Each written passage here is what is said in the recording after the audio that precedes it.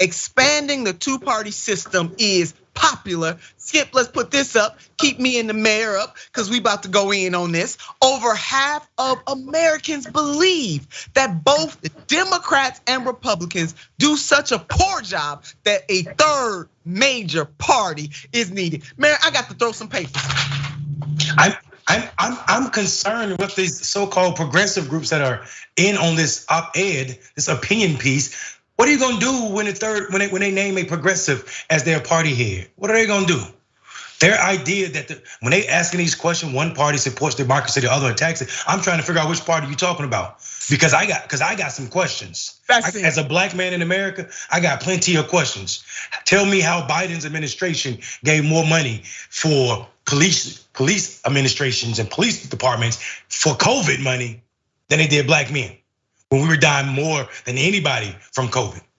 How you didn't act on the George Floyd Act when the George Floyd movement put your ass in office?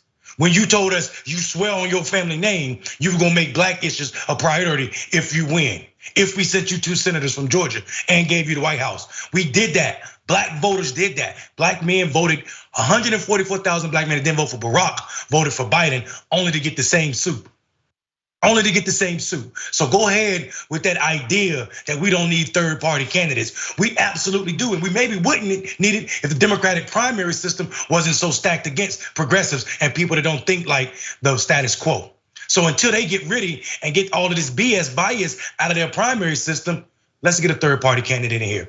And what a perfect way to end my thoughts on this, that the Center for American Politics, your initials is CAP. And for young black people, CAP means you ain't doing nothing but lying. When you capping, you lying. So go ahead with it.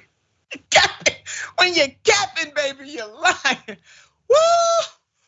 Oh, Lord, have mercy on my soul. The mayor just broke it all the way down. We laying it out for you. And look, President Biden and Mayor, I've said that he want to run, let him run. Because see, I ain't one of those. I ain't gonna say the man shouldn't run. If he feel froggish, let him go ahead and leap. But don't sit up here and make it seem as though the Republican, the corporate interests of both parties are in fact the same. Anytime during a pandemic, you want to declare that it's over just because you want to declare that it's over and people are still suffering, that is a problem, sir and ma'am. Those of you who fixed your pen to write that sorry ass op-ed, we gonna let you know what it is. Anytime the American people, 63% of the American people are living paycheck to paycheck, but yet y'all increase the budget of the military industrial complex, and meanwhile in the hoods where people are misunderstood, you ain't got no holler for them. You ma'am, you sir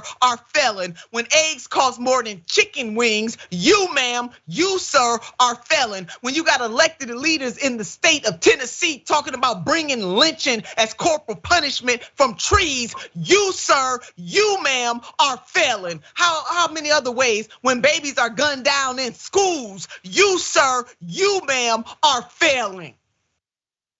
Who? They failing. Get the fire extinguisher. People it's tired of it, Mayor. They tired of it.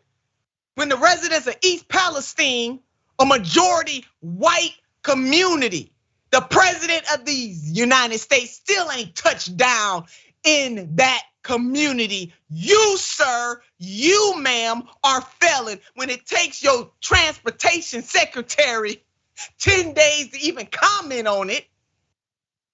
And then it's because of pressure coming from independent media. Shout out to David Sirota and his team at The Lever. You, sir, you, ma'am, are failing. Now, Mayor, we could have did the whole show on this. Now, I'm not saying I agree with no boy. I don't know if I agree with them or not, but what I do agree with is the last time I checked, this is America. It's supposed to be the beacon of choice. And how dare these 3 organizations fix their mouths and their pens to sit up here and talk about what's dangerous. What's dangerous is leaving working class and poor people behind. That's what's dangerous. Man, we did that.